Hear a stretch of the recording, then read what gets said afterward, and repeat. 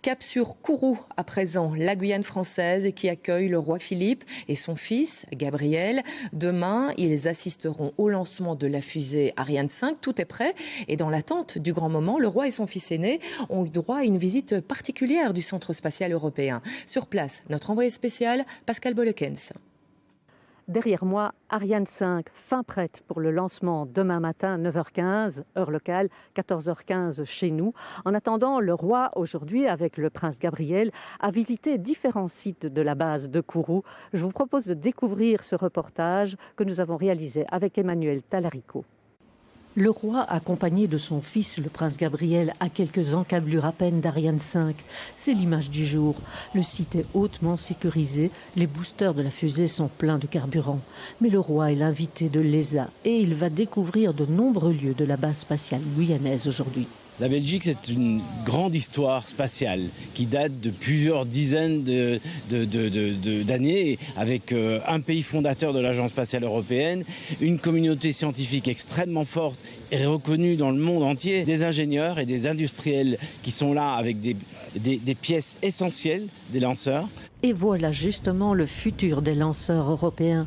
Ariane 6, plus économe, qui prendra le relais d'Ariane 5 en 2024. Il faut donner l'accès à l'espace, à nos satellites, aux États membres, au plus bas prix. Et donc sur cet enjeu, on a pris toutes les expériences qu'on avait du passé, à la fois sur Ariane 4, Ariane 5, Soyouz, et on a développé ce pas de tir et ce lanceur vraiment pour rentrer dans cet objectif de coût, puisqu'on parle de diviser le coût du lancement par 2.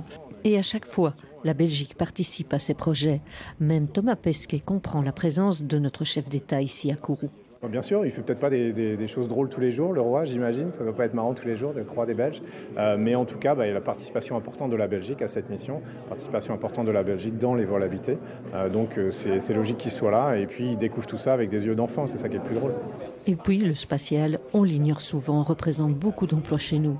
En Belgique, il y a près de 15 000 emplois qui gravitent autour du spatial et c'est en augmentation constante.